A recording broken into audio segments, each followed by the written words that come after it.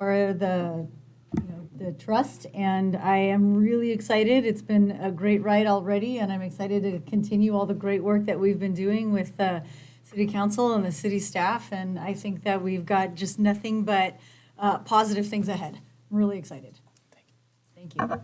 Council, any comments? Councilman Lutz?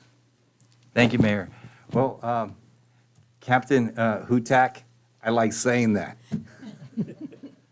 I'm so proud that you have earned the rank of captain, and with your community outreach skills and the discipline that you instill in the rest of the Pico Rivera Station, we're going to have very, very good relationship here between the city and the Sheriff's Department. So thank you very much. Thank you. Mayor Pro Tem? I just want to say we're proud to have you as our newest captain, and in the work that you've done as an acting captain, we know that you will do a great job, and we look forward to continuing the progress with our city. Councilman Camacho? Well, I congratulate you already, but congratulations again, Captain. It's great to be able to say captain versus lieutenant or acting, but nonetheless, I know we're going to be well here in the city. I've had the opportunity to work with several captains, but I know you're going to do much better than they did. So, no pressure, but being the fact that you are a community captain, and which we appreciate, that's what's going to make the difference. So, again, congratulations. Thank you. Councilman Lara? Yeah, I too also had called and congratulated you once I heard the news. I appreciate the diversity that you bring to this community. I appreciate the involvement that you have already demonstrated within our church groups, showing up for prayer service on Wednesday morning. Thank you for doing that. I hope you continue to do that. Your presence is important. It's needed. I also want to thank you for the new approach in regards to social media, in regards to reaching out to our community and informing them of the things that the Sheriff's Department is doing within our community, the bike patrols, keeping them safe, and can you please continue doing that? Thank you. Absolutely, thank you. And my comment is, as a father of a daughter and a grandfather to a lot of granddaughters, I surely appreciate the face that you're putting on Pico Rivera. In fact, I think I had mentioned to you, and I mentioned to Mayor Pro Tem, that I hope that we get the opportunity of showing off the female leadership that we have in this city and inspiring some of the young ladies that, that I see on a daily basis in school there. So again, I'm hoping that we can really show our face. Thank you. It'll be a privilege to do so. Thank you. Thank you. Mr. City Manager, presentation? Yes, Mayor, City Council. At this time, I'd like to turn it over to Terry from our Public Works Director. Thank you, Mr. Mayor, members of the City Council. This presentation, although brief, is just meant to give you an update on where we are with our PFAS project. It's an important project for the city, as we called it, our path to improved drinking water.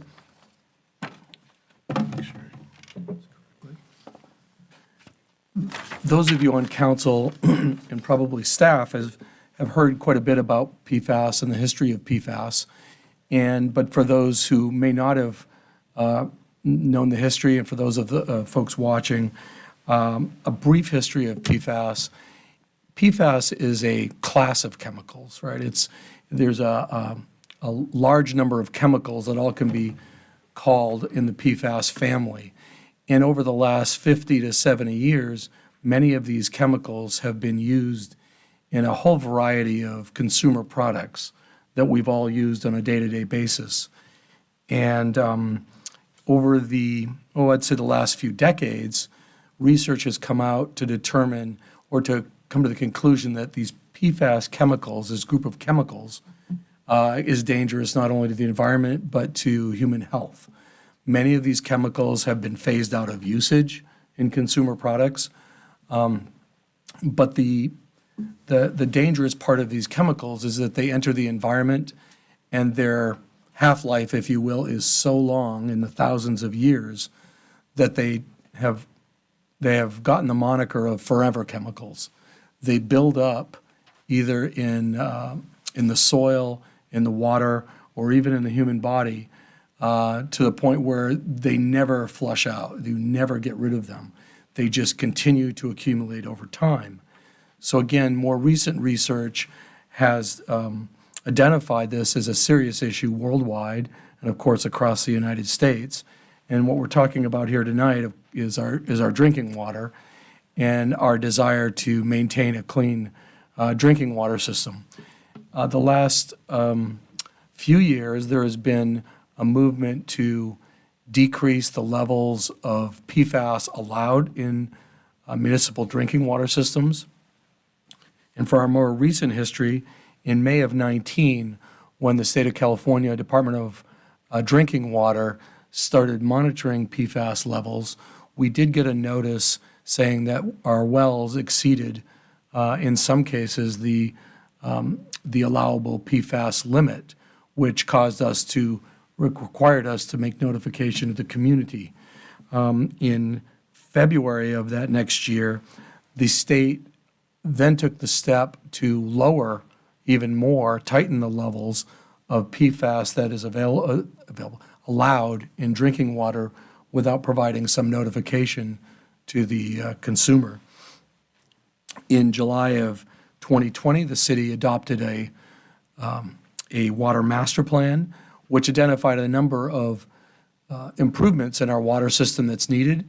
And of course, one of the primary improvements is the addition of treatment in our treatment facilities to address the PFAS issue. And in November 2020, the city awarded a contract for the design of a new treatment system at all of our facilities to treat and remove PFAS below the levels indicated by the State Department of State Water Resources Control Board. The city has been and is in this region one of the leaders really in I'd say the response to PFAS. We are what I consider ahead of the game with most agencies, and our water master plan and then the actions taken in November 2020 to hire a consultant to do the design of our treatment systems has really put us into I would say the kind of the forefront of treating this health issue. This project summary, as you can imagine, I'm not going to go through this in detail. The reason I put this slide up here is to demonstrate the number of sort of projects necessary to implement a full treatment of PFAS. The first set of projects up there, which 1 through 6, are improvements that we need to do at our treatment plants in order to be able to accommodate the type of treatment that we're going to be putting in for PFAS. Most of those projects are significant electrical upgrades at those plants, along with some pumping upgrades. And then the last, number 7 through 16, is the PFAS project itself, the treatment project. And if you can kind of go, the first few are having to do with the engineering of the PFAS project. The next 3 that are called procurement, actually 4 called procurement, are where we went out and the city council has already approved the purchase of long lead time pieces of equipment necessary to do the treatment, the PFAS treatment project. And then the final few bars on that schedule are going to be the construction and implementation of the treatment system itself. This next slide and that I want to talk very briefly about is project phasing.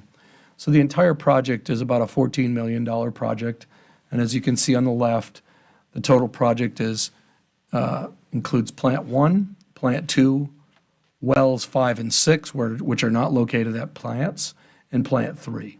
That's all $14 million. In looking recently at this project, we've decided to phase the project into 2 phases, and there was one driving reason because of that. there are a number of grant opportunities that are becoming apparent. And those grant opportunities are not here yet, but we believe they will occur in the next calendar year. But in order for us to stay on track to provide safe drinking water, clean drinking water as soon as possible, we do not want to wait until those grants come up. So we broke the project into 2 phases, where phase 1 will be doing plant 1, which is wells 1 and 2, plant 2, which is wells 3 and 4, and well number 5. That's a total price tag of about $10.5 million. And that provides complete coverage of our city's drinking water supply. And then in phase 2, we'll do well 6 and plant 3, which includes wells 11 and 12 for the last $3.5 million of the project. And again, the reason we pushed those out to phase 2 is because of grant opportunities, and I will mention that sort of in the next slide, in funding. This, again, won't go through this. These are the 3 pieces of work in first phase, plant 1, plant 2, and well 5, and their total bottom lines across the bottom, which accumulate to about $10.5 million of a project. So the project funding. Currently, our budget for the entire project, again, is $14 million.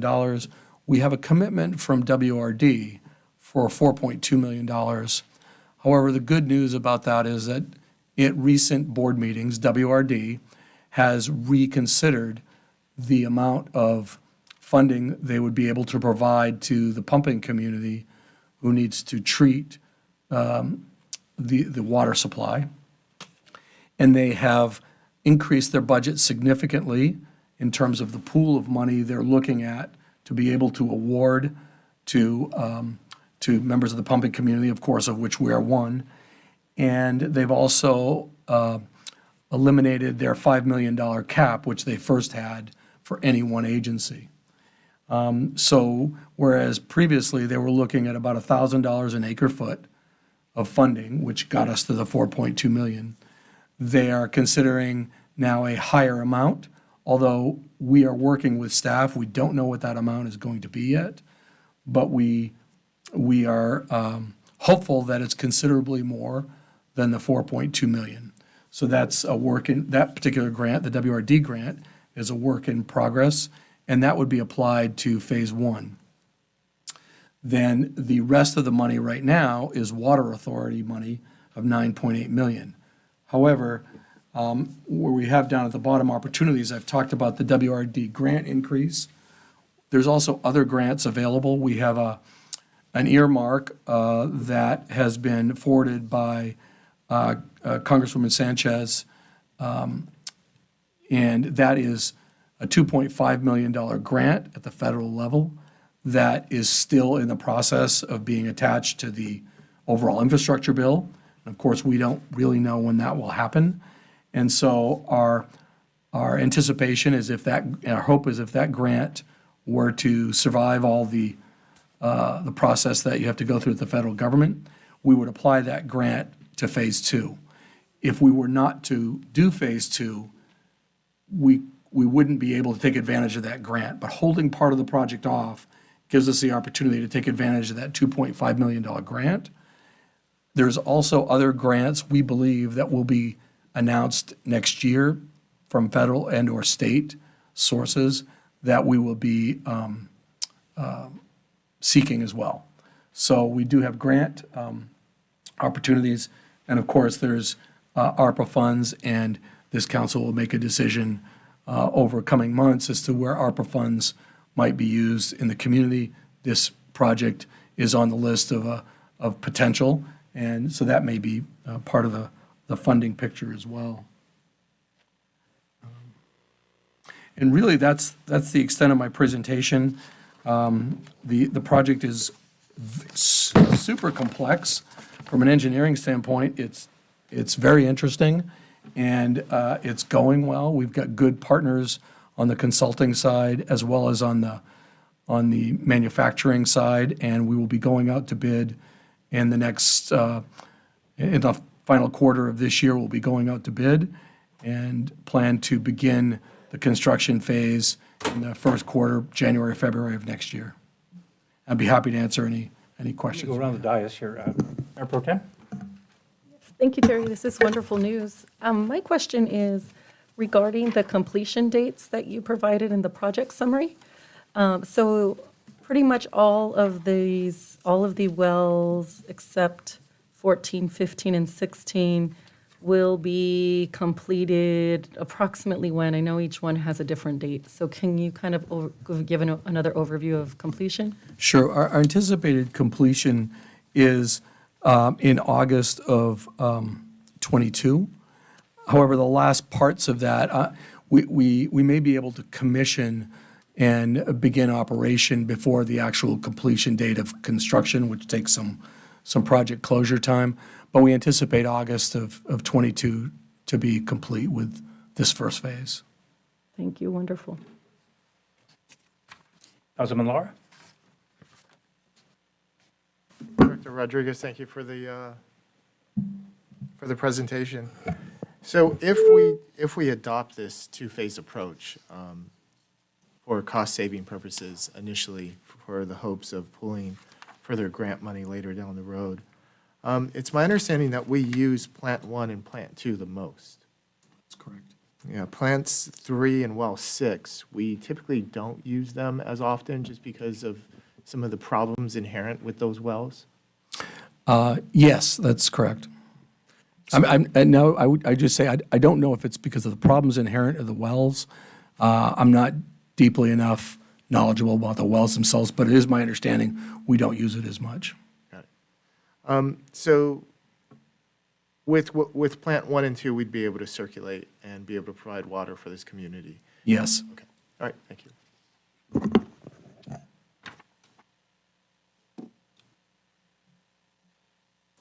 Councilman Lutz? This is an off-topic question. There's wells 1, 2, 3, 4, 5, 6. And then we start back up at 11, 12.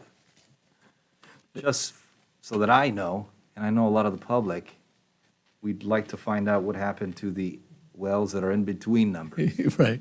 You know, I'm not familiar with each individual well, but typically you keep numbering the wells as you bring them on, and when they get decommissioned, that number gets decommissioned, sort of like the well number is gone. So well number 8, for instance, and I'm not familiar with that particular well, but that was probably a well that was operating in the city at one time, and when it was decommissioned and unused, you don't give that number to a new well, you just leave that number out of existence completely. So these are the wells that we have operating. Any numbers that are missing in the order mean that they're just decommissioned wells. And going back to the project when it's anticipated to be completed in mid-2022, does that mean that the water will be, as of that moment, being filtered? Yes, it does. At that time, the water will be completely, the treatment will be completely operational, and the water will be completely filtered for the entire city. And what are the numbers, I'm not sure if you're prepared for this question, but what are the numbers that the filtration levels will be at of PFAS and PFOA? The limits are, I want to say 5.1 and 6.1, and of course, I know we'll be below that, but I do not know what they're anticipated to be. And there may be some testing needing to be done to determine how much resin we use at each plant to maintain under that amount. So I'm not sure we even know yet. Okay. And then my final question, if more resin is used, does that lower the amount of PFAS? Or is there a limitation for the filters? That's a good question that I don't have the answer to. I think there is a limitation to the amount you filter out. More likely, it's a limitation based on cost and benefit. As you get a lower and lower concentration, the cost to get that minute amount out, they're all minute amounts, actually, but to get even that more minute amount out probably rises so dramatically that it's then cost ineffective to do it. Thank you. Councilman Camacho? No. Councilman Lara? Director Rodriguez, we did pilot studies, correct? Yes. In regards to the wells, do you think maybe it's time that we make sure that I saw money set aside for rehabbing. I just want to make sure that the casings are looked at, because if we're going to rehab the wells, I think this would be the time, take a look at the casings. If those need to be changed out, repaired, clean, I know that's just good O&M maintenance. That's correct. And we have a contract with Jacobs Engineering to look at all our wells and evaluate the lifespan on the wells for just those reasons that you're saying, to see if there's any things we need to do now to extend the lifespan on those wells.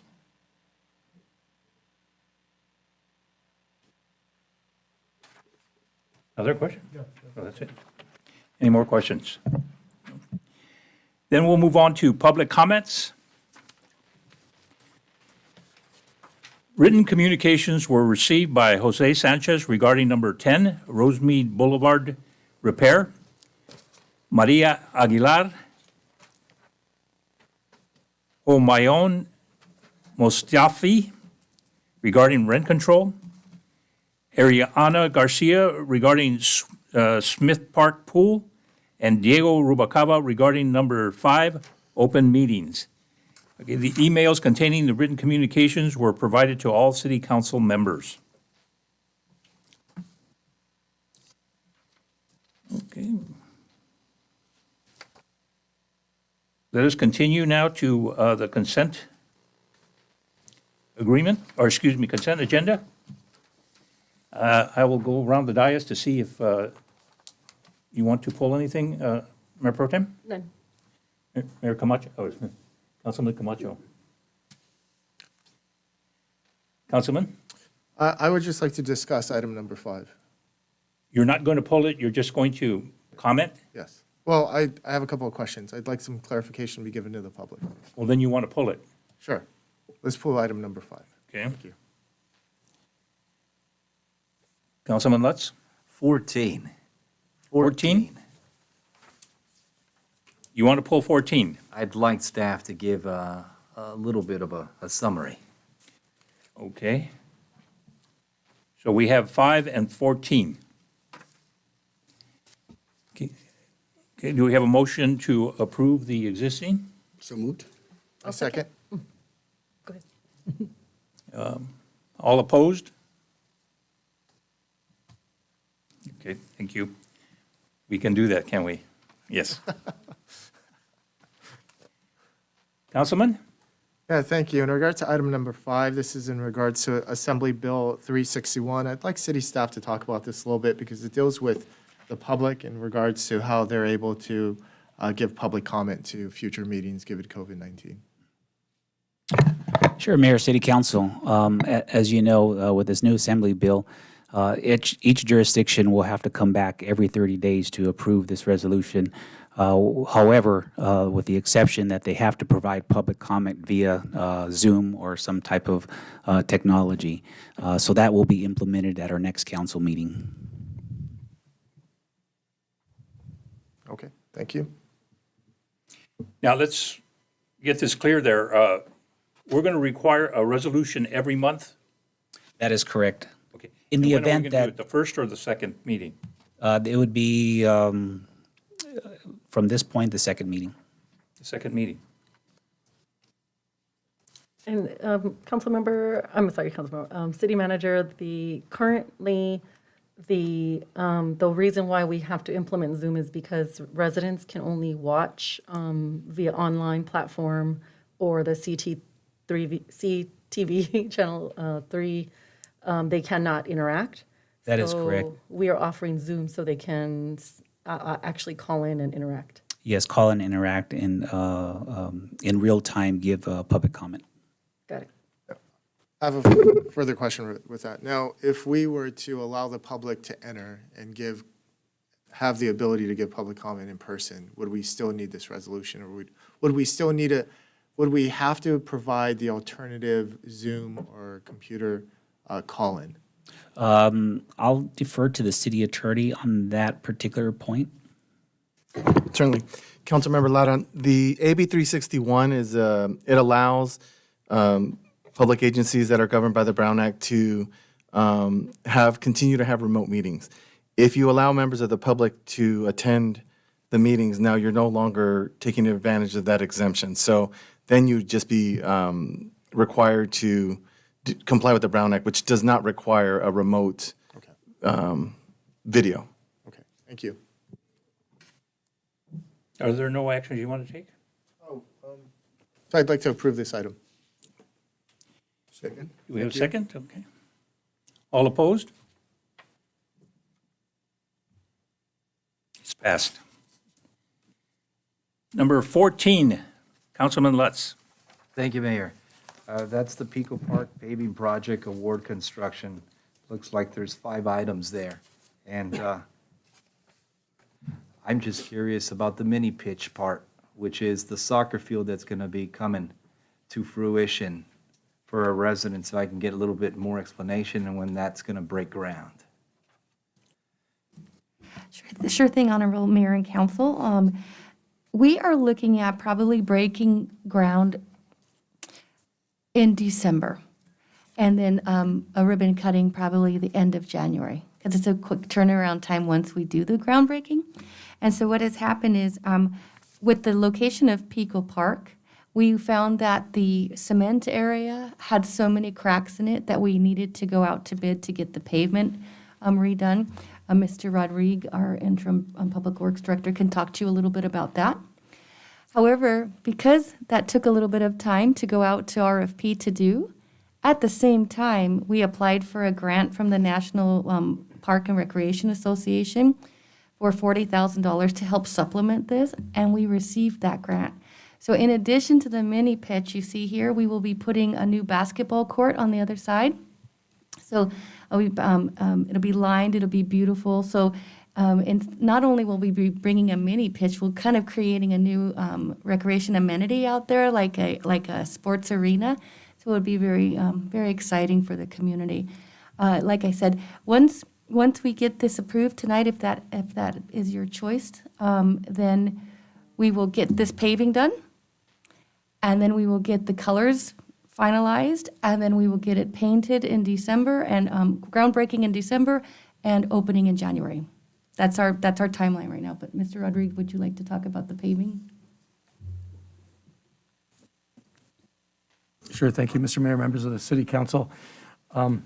As Director Ugar said, when we went out to evaluate the asphalt that's currently there, one thing I didn't quite understand when we first contacted by the mini pitch is what surface they play on.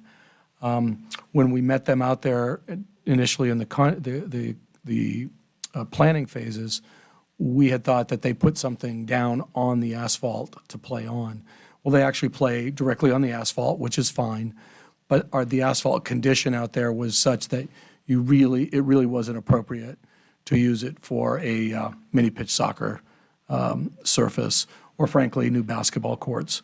So we are going to be removing that entire paved area, putting in new base and pavement, so it'll be nice and smooth pavement. We will also be bringing in electrical for the lighting, because there'll be evening lighting for evening play. And again, I think as Director Ugar said, there'll be basketball opportunities within the mini pitch field itself, and then basketball opportunities outside the mini pitch field in these 2 half-court basketball locations. I'm so proud that this project is coming to the city, and that staff made it happen in collaboration with the Roldan family. They've been looking to do a project within the city limits, and now it's going to be something that becomes reality in January 2022. So I'm so proud. Thank you very much. And thanks again to the Roldan family for, we reached out to them. Commissioner Adrian McCachran reached out, and it went from an idea to now it's a reality. Thank you very much. Tim, do you have any comments? None. Thank you. This is great news. I do have just a follow-up question. So in addition to the 175 of general fund monies for the payment, total project cost is 435?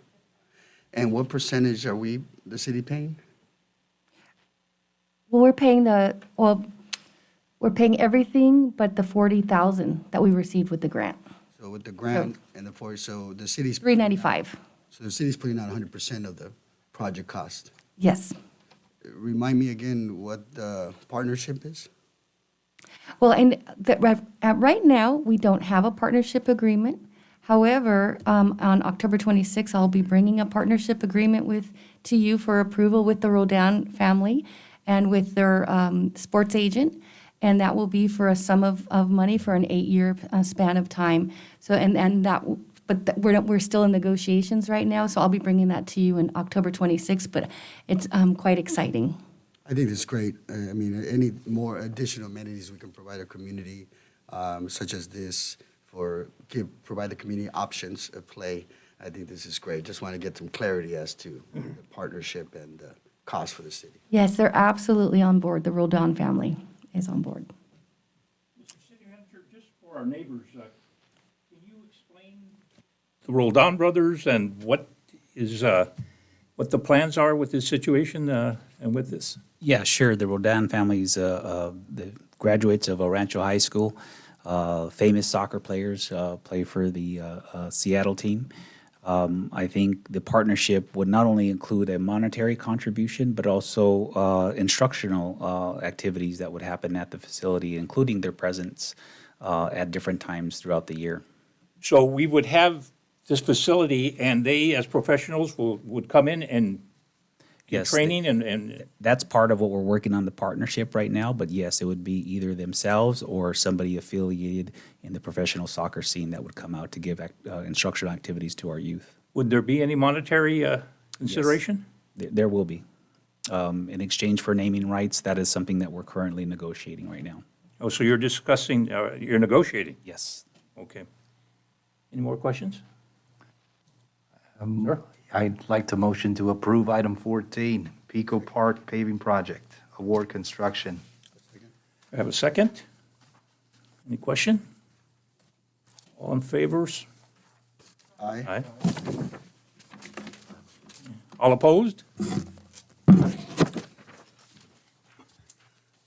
Okay, let's move on to our regular agenda item, number 15, telecommunication service voice over IP award contract. Before we pass this, can you please explain to us what this is all about and what it is? Sure. It'll probably sound like a layman's explanation, but I'll do my best. So we currently have an analog system, telephone system right now, that is an old system that we acquired some time ago.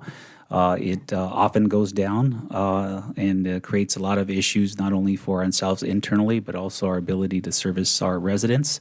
The voice over IP is a technology that has telecommunications via internet. I'll turn it over to our consultant if you have specific questions on that. But not only will it bring more reliable service to us internally and externally, it'll actually produce a cost savings of, I think, $290,000 over 3 years. Yes. So it provides those benefits as well. And with those $290,000, we plan to, with council's approval, allocate that to a technology fund account so that we can use that money for other improvements throughout the city, technology related. About the signal strength. The signal strength is actually, it's good. We actually have a redundant system. So in case it goes down, we have other service providers that will step in. In addition to that, our personal cell phones act as a fourth redundant system in the event the system does go down. Any questions from council? I have a question, Mayor. Okay, I understand that if the system goes down, cell phones would come into play. How would the public get a hold of the City Hall, given that they don't have City Hall staff cell phone numbers?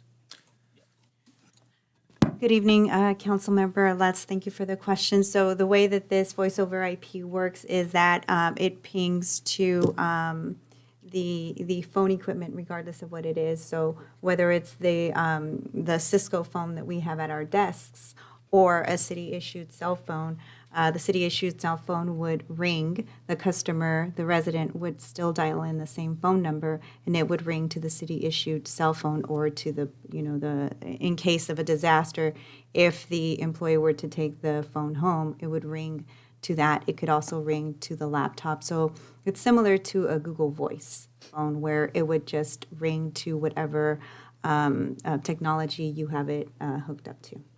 Okay, thank you. So I have a question. So the phones that are currently in our offices, for instance, so would these be eliminated and our laptops and cell phones would be the call device?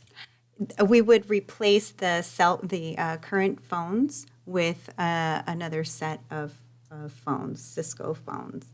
They would be hooked up just like the ones that we currently have in our offices. In addition to that, we would also hook up the laptop and the cell phone if one cell phone is issued to the employee.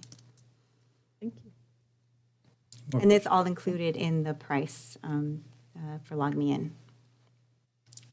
We have a motion to pass? So move, as recommended. Okay. All opposed? Now, you asked me why I did the rolled-on situation and said, yet I wanted them to hear everyone say they were in favor of it, okay? City manager staff reports? Yes, Mayor, at this time, there's no staff reports. However, just like to give you a highlight. Next council meeting, we'll definitely have an update on the pool. The results are in from our consultant as well as our community survey. So it should be a pretty robust conversation on those two items next council meeting. Comments? Questions? Can I get a copy of the engineer's report for the swimming pool? Sure. Thank you. New business. Let's go around the dais here. Mayor Pro Tem? Sure. I have just a few items I wanted to mention. New business, the city is, I wanted to mention, this probably goes under also the health committee, but I was able to receive a booster shot last week.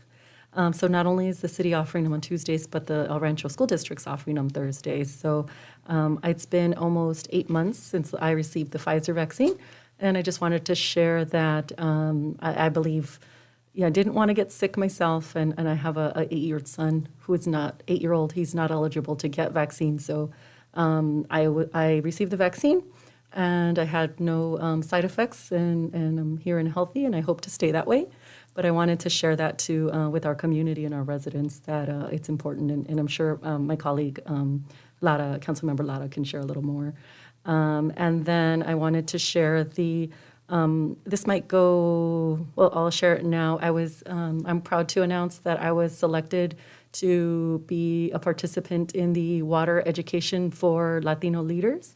And so it will be a year-long boot camp, so to speak, relating to all things water, including infrastructure. As we can tell by tonight's presentation, it's really important.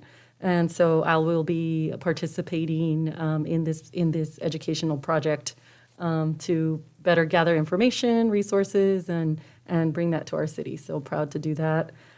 It will be a little more work for me. I don't know why I signed up for this, but we know that it's very important to the city. And so I will be starting with that in January coming up. And then the last item, Councilmember Lutz and I are working on hosting a joint community services and safety committee. As many of us know, El Rancho High School experienced a lockdown yesterday, and there were students on campus and anticipated safety issue. And one of the discussions that we've had with some residents and people that have contacted us are just for some history in the past, the city used to fund 50% LA County Sheriff's deputy. And so we want to have a conversation with amongst the city as well as in the future the school district regarding possible funding, continuing to fund and work with the LA County sheriffs in terms of school safety. And since it's right next door, our neighbor, as we know, that's under the jurisdiction of the school board, but there are some connections that we have as well within our community services and our safety areas. So that is going to be coming up. We'll have more probably next meeting to share with you all on the council and with the community. So that's it for me. Councilman Camacho? No new business. Councilman Lutz, or excuse me, Laura. In addition to that boot camp, that's a lot of work. It was also expensive, too. Good luck, though. You're going to learn a lot. In regards, I briefly also want to talk about the vaccination clinic that the city of Pico Rivera created in conjunction with Pico Care Pharmacy and our partner pharmacist Parth. We plan on hosting several vaccination clinics, primarily targeted for booster shots, so those 65 years and older, or those who feel that they're in high risk. We want to encourage those residents or those members who qualify to attend one of the clinics or a clinic anywhere and receive their booster shot with Pfizer. We know that the vaccination wanes. We want to prevent symptomatic infections. We still think that the vaccine is still going to work. It's still going to be very effective with preventing people from getting very ill to the point where they are hospitalized or even face death.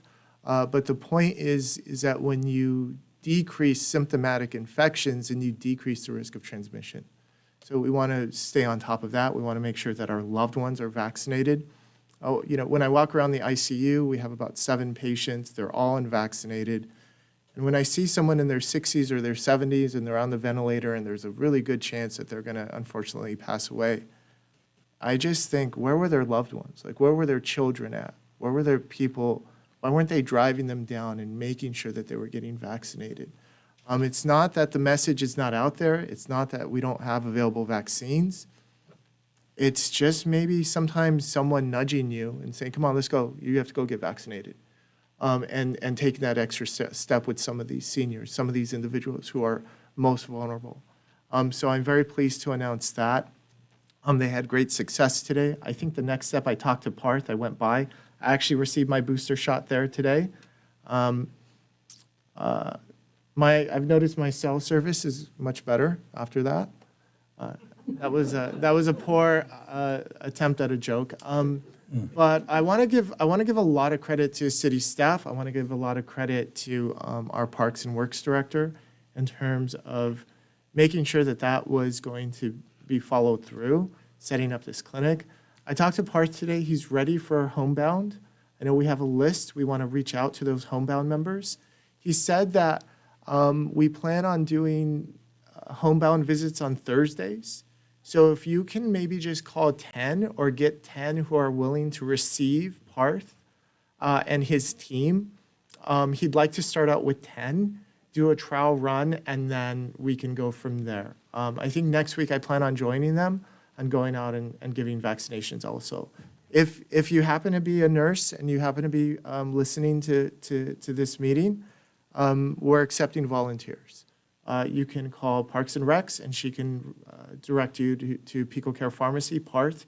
He has a volunteer form that you can sign up if you choose to volunteer in terms of giving vaccinations. This is really good work. He's doing an amazing job. In regards to also new business, I just want to touch off what Councilwoman Dr. Sanchez had brought up. I've been in discussion with the superintendent, Dr. Esparza, regarding the SRO officer. We all know that the event that happened yesterday at El Rancho High School, I think it was a wake-up call. And I think it's good that we heed that warning in terms of being able to be in a position to protect not only staff, but then our most valuable possessions, which is our students, right? The youth in the community.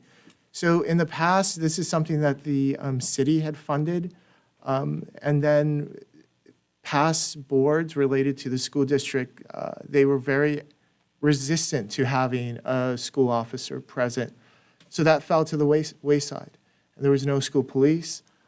So I think it's appropriate that city staff, I'd like to direct city staff to work with the superintendent with the El Rancho Unified School District, that we bring back a discussion for the SRO officer at the next city council meeting, so that we make sure that we are doing our part. We don't have to fund it 100%. I think the school district is willing to talk about a 50-50 partnership. But that's something I wanted to bring to the table. I think it's something very important. I want to, oh, excuse me. Go ahead, I have a question. I want to comment on that because as you know, I'm a teacher there. Teacher there for 17 years. And also the director of the law program, the El Rancho Teen Court, which is one of the premier courts in the state of California. We've seen, a lot of activity there.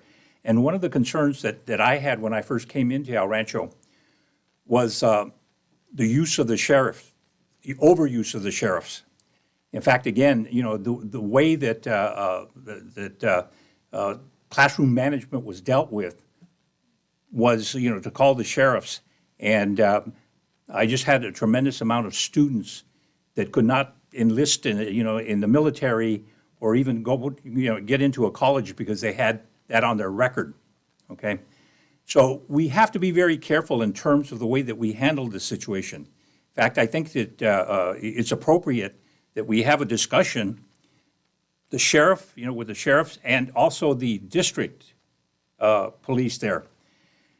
The idea that a gun is necessary to keep order in there is a little disconcerting, okay? Because what basically, it does is that, and I've seen it in the past there, and we've talked about it, it puts a lot of undue pressure on the sheriff's department, okay? It really does. Not only from the standpoint of the episodes that we have to prevent. I don't know if you recently saw that there was an episode where a deputy had to take down a student, and it sure didn't look good for the sheriffs that were doing it, okay? So what I think, and I talked to the captain previously, on this, is that our captain has to talk to their chief of police, okay, and establish a procedure and a protocol, for it. And again, it's a situation of developing the procedures, to deal with that situation. We had a previous lockdown, okay? We had a previous lockdown, and the lockdown was due to a Twitter, okay? We had a student that basically twittered to his girlfriend, "I don't want to go to school, okay, so I'm going to take my Glock and just shoot everybody up," okay? And that was picked up by the Homeland Security and was reported, okay? As it happens, it was just a Twitter, a statement there, a foolish one. But at that time, a 16-year-old didn't get any direction in terms of what to put on a Twitter and what not to, okay? So, it created quite, a disaster in terms of the community, okay? Because what it did was that it had us question everything, everything. So what I'd like to do is that, you're beginning the conversation. I would like the safety committee, okay, and the community service committee to get together, okay, with Councilman Lara and the captain and discuss really how we can, we can handle this. Because again, unless we have a system that provides an alternative to juvenile court, okay, we're going to have a difficult situation, okay? We have the capability, we have the ability to do that, but we just haven't had the implementation or the will, to be able to get together like that. So I ask that, that we handle it in this kind of way and that there be a discussion and that there be a debate, as to the system and how we can adequately deal with this. Because again, that pipeline school to jail situation will still exist if we don't cut it and we don't develop the alternatives and intervention programs that we are capable of doing. Wait, I have a question for Captain, if I Captain. may.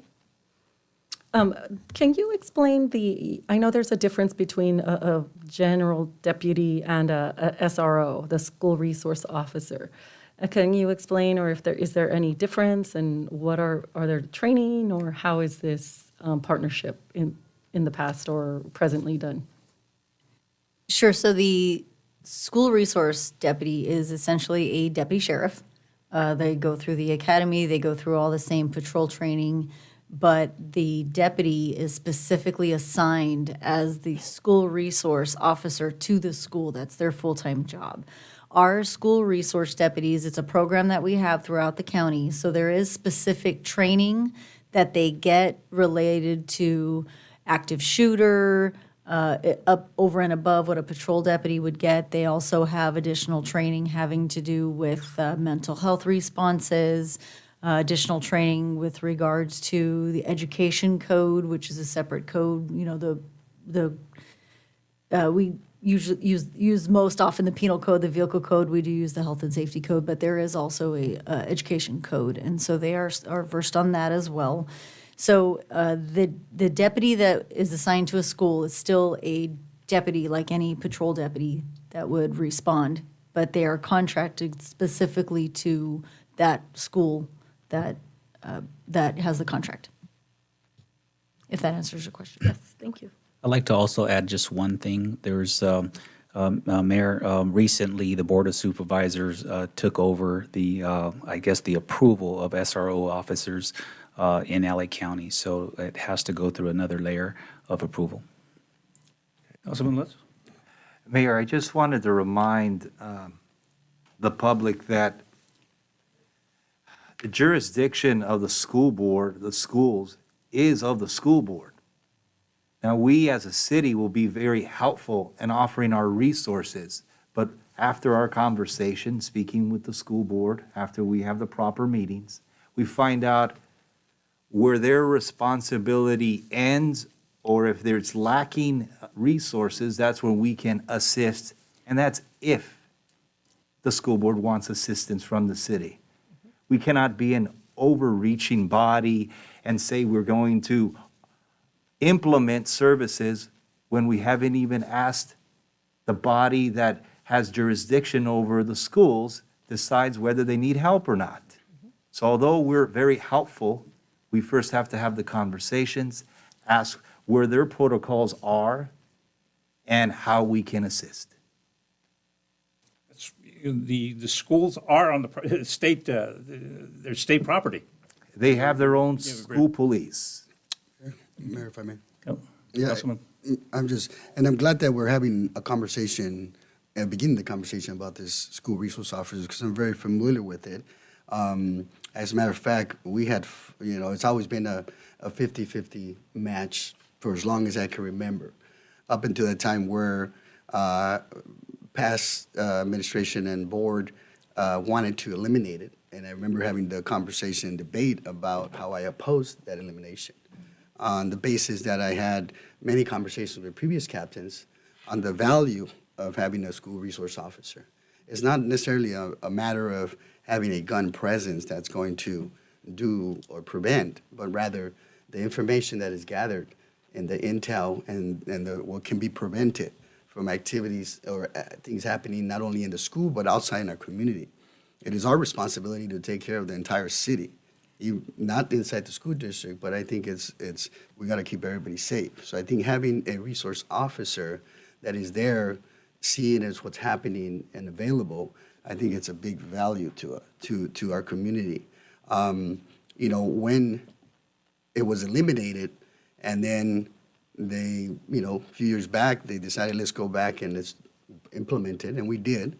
And there's some issues the committee can discuss on the basis of who reimburses what, because once we came back, there was issues in the past as to reimbursements and who pays who and so forth. There was some financial issues that need to be ironed out if we go that route. But now COVID hit and got in the way, and in a matter of issues of resources, saving money, we eliminated, we chose not to move forward on it on the budget sense, but we did add a homeless deputy, we did add a parks deputy, so we in essence were doing other activities and funding other officers out there. But I do like the fact that we are revisiting this because I do believe the value of having a sheriff resource officer on campus is beyond the idea that somehow policing via a weapon is somehow the method and approach. The resource officer doesn't do that, in my opinion. It rather creates this information of being present just in case something happens. We immediately involve ourselves. So I'm glad we're beginning this conversation because I do support us having a resource officer. Councilman Lara? Mr. Mayor, may I interject briefly? You mind? Right, You can interject after me. Let me just make a brief comment here. In regards to the SRO, I want to piggyback and kind of agree with Councilmember Camacho.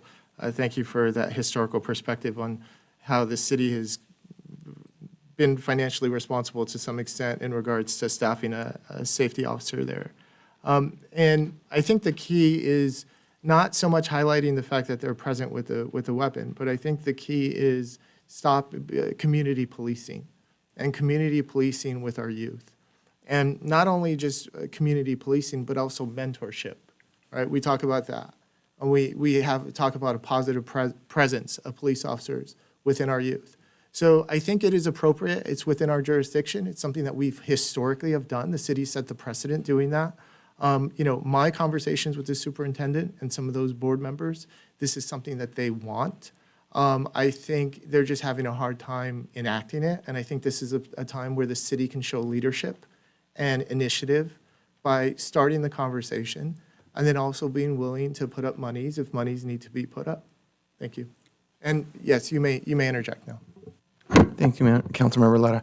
I just want to caution the council for going too far on a non-agendized item, in violation of the Brown Act. So I think all members of council have weighed in, but to go further, I think we're now having what should be agendized as on an agenda. Thank you. So let me just circle back to, so I'd like to bring this back to the next city council meeting as a discussion so that we can discuss this.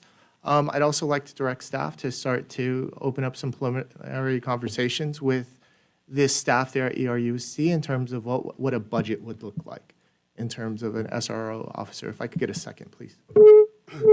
Councilmember Lott, I just want to, I agree with you, but I know it was discussed about having both committees jointly address the issue. Maybe we can go that route first, or? Sure, Sure, if I'm not going to get, do I get a second on? We have to take an action on it if we want to continue, no? Well, Well, there's two things on the floor. One, okay. second, an Okay. item to discussing, or should we do the committees to review it first? I just want to add something here. The meeting date, where both the Public Safety Committee and the Community Services Committee date has not been set with El Rancho School Board. It's set to be possibly at the end of the month or the first week of November. So I'm for bringing this to the agenda only after the two committees have met with the school board. Okay, fair enough. Yeah. So I would recommend that we hold off. So you are going to be having a meeting. Are you going to bring it up at the next meeting? Do you want to agendize it? That's too soon. Mayor, that would be too soon. We're waiting for a response from the school board to set the date of their availability, and we're available upon their availability. So Mayor Pro Tem and I will, It may be on the 25th, but it may. Okay. So we hold off on the dates. We may have an update by Okay. Tuesday, but we don't know for sure. Okay, where do we leave off? New business? You still continue? Councilman Lutz? no new business. No new business, okay. My new business, when will council see the proposed contracting and procurement policies? I think it's next council meeting. We actually sent you over a draft of that maybe about 2 weeks ago. Yes, I saw that, and that's why I'm asking. I When are think we going to have it? October 26th. Huh? October 26th. October 26th, okay. When are we going to witness the Spanish version of the profile? I believe, Mayor, we agreed to wait till the community survey results, so those are going to be presented to council October 26th as well. Yes, but we're not going to base the decision to continue on the survey. No, but I believe the council wanted to wait to hear those results, and then there's some options that they need to move forward and select once those are heard. So we can agendize that in the November council meeting. And I guess the other is that it's the community services that's organizing the veterans? Yes. So, Well, we're not organizing, we're working with the staff. okay. Do we have our veterans groups working with the city on this? Yeah, that's the idea, is to have them participate in this, so we're trying to get that coordinated. Okay, wait, okay. We're talking about the 11th, aren't we? Yes. So how much time do we have for the idea to take hold? No, the date is, we're waiting for everybody to get their schedules coordinated, so that's it. I mean, we're ready. So the call has been out? Yes, the I believe Veterans the calls have Organization? been out. Okay. Okay. That's my business. Old business. Mayor Pro Tem? None at this moment. Councilman Camacho? Yeah, excuse me. I do have a few items. I just want to first highlight Pico Care Pharmacy and for their proactive effort in the community, and thank Councilmember Lara on those efforts. I've, been around since day one from COVID. There's been a lot of activities on the side of COVID, whether it be testing, whether it be the vaccines, and the effort and the partnership that I've seen from this business owner from Pico Care Pharmacy has been something commendable. So I just wanted to highlight that as a true business owner here in the city of Pico Rivera. So in addition to that, I just wanted to highlight that we did have a neighborhood watch meeting with the captain, Councilmember Lutz and I attended, discussed issues of public safety within the area, as well as other economic development that is happening within that area. And so it was a pretty good, well-attended neighborhood watch meeting. I think it's just the beginning of many more to come now that people are gathering. In addition to, just the community engagement, and neighborhood watch meetings are the essence, quite frankly, of engaging the community. And we did have Director Garcia there as well, speaking about some of the projects that are happening in the region. So we'll continue working with that on those neighborhood watch meetings. And then lastly, I just wanted to give a big thanks to our staff for the summer, I want to call it summer festival, but it was more like a precursor to 2022. But, staff pulled together something that came to our city. We had some of the top mariachi in the world, quite frankly, in our city, and wanted to highlight Mr. Ortiz, Mr. Vicente Ortiz, that owns Don Chente Restaurant, who is part of this organization called AJUA, Asociación de Jaliscienses Unidos, and he himself does a lot of community work. Aside from being a business owner, entrepreneur, he's a humanitarian, and want to highlight him for bringing this and partnering with the city, and to our director, Ugar, and the entire staff, just once again highlight the quality of staff and proactive approach. Our sheriff department, everything was great. So again, I think it was more of a precursor to and a lot of people loved it, well attended, and so just wanted to highlight that. So that's it, Mayor. Councilman Laura? Old business, correct? Old business. Great. I also want to thank city staff, especially Pam Ugar, for making sure that event, the mariachi event, went. It was a Class A event. Everyone there was desperate to get out. You could tell. The music was phenomenal. The organization of the event, the security was pristine, was on point. Thank you very much, the sheriffs.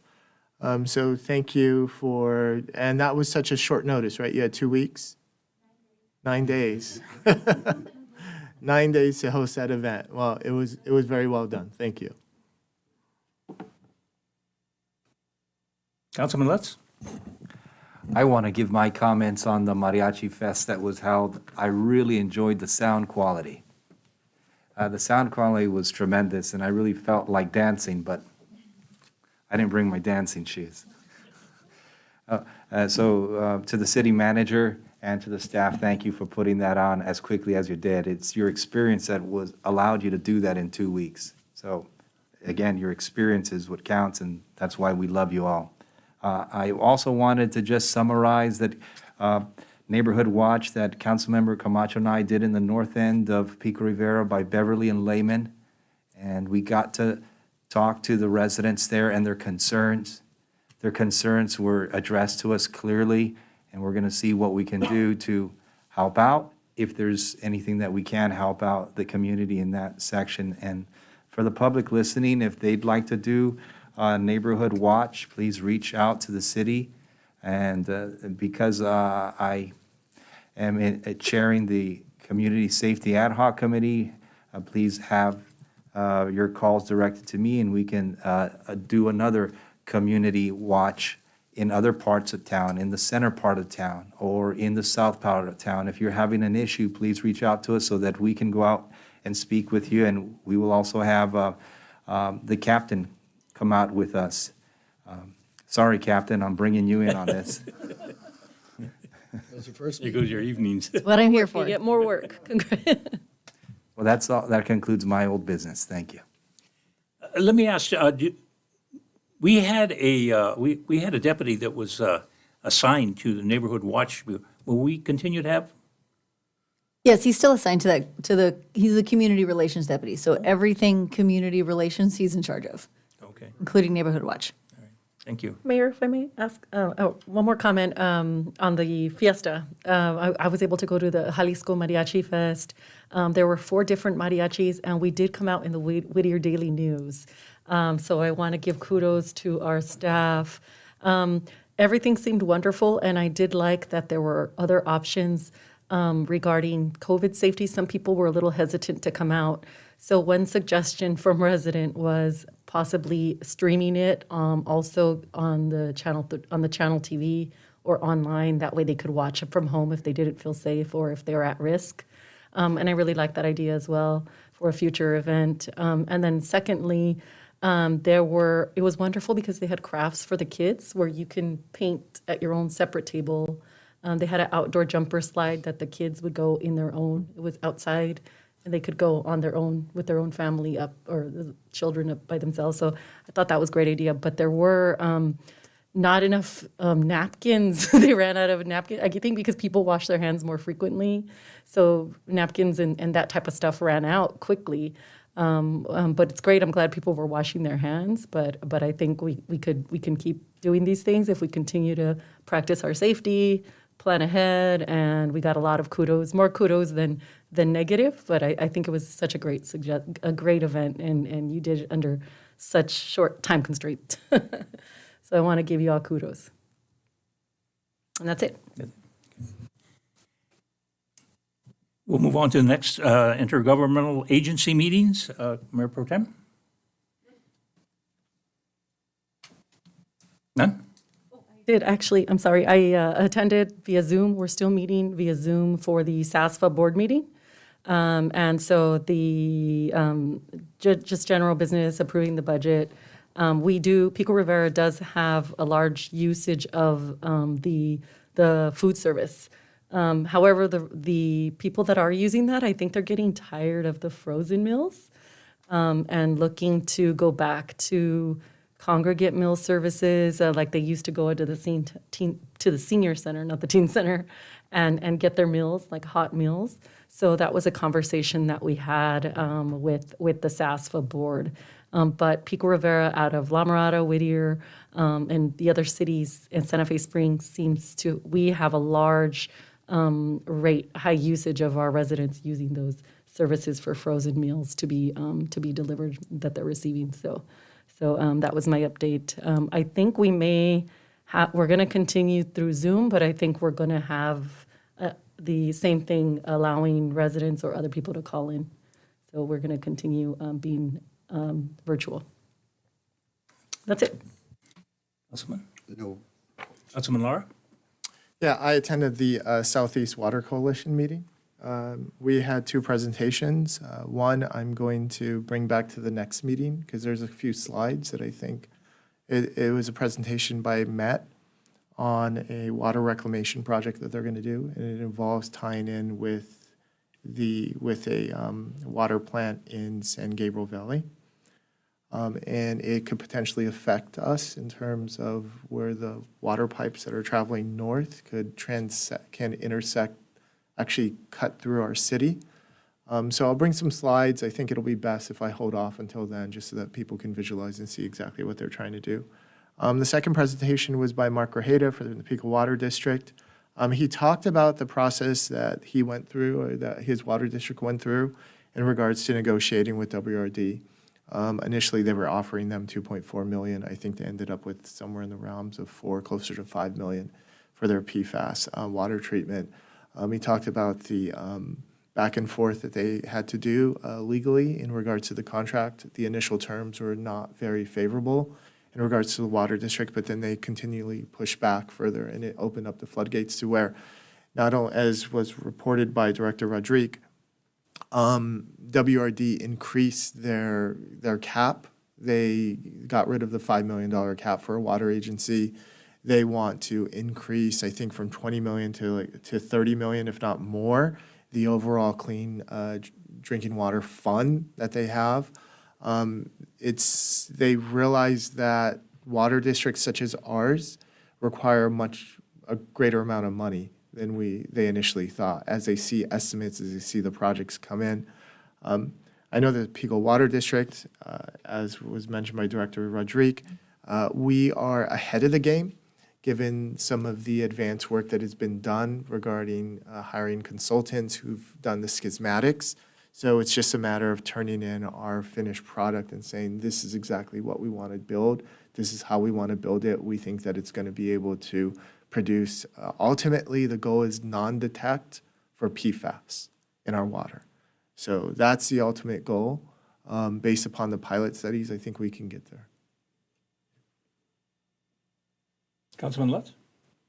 I just want to highlight that a Community Services Ad Hoc Committee chaired by Mayor Pro Tem and the Public Safety Ad Hoc Committee chaired by myself is set to have a meeting with the El Rancho School Board in the upcoming weeks to discuss all matters between the two agencies, including a safety officer. Thank you. City Manager, is the report going to, you think, be approved or reviewed for their consumption? Which report, Mayor? The structure that was, Oh, yes. We're waiting for a response. It's in Dr. Esparza's hands, and I think she's going to refer that to her board if there's any edits or changes they want to make. I have a question, Mayor, regarding to the booster shots. I know we've also provided flu clinic in the past. Are we going to offer flu vaccinations? They've done them at the senior center, I think, a year or so ago. Councilman Laura? Yeah, that's something we've had discussions with Pico Care Pharmacy. I want to thank you for highlighting the gentleman. I think at the end of this, we need to bring that gentleman here and his staff and award them. We've talked about testing also. I need to send those figures on to our city manager in regards to potential testing scenarios where the city could augment the cost for our residents. You'd have to be a resident of the city. I think maybe this would be a discussion that we might want to have. We might want to hold off on spending. We talked about $50,000 for testing. That would give us about 1,000 tests. We might want to maybe hold off and spend that money till late November after Thanksgiving, because we only have very limited bullets. We want to make sure we're very wise with if we're going to supplement testing, because if there's going to be another spike, we would anticipate seeing it 2 weeks after Thanksgiving, right? Because that's when people congregate, that's when they get together. So if we then use our money then at that time and offer testing, then we are able to get ahead of any type of spike and allow testing for our residents. But in regards to flu vaccinations, that's something we're working on and something that we're talking about also. Thank you.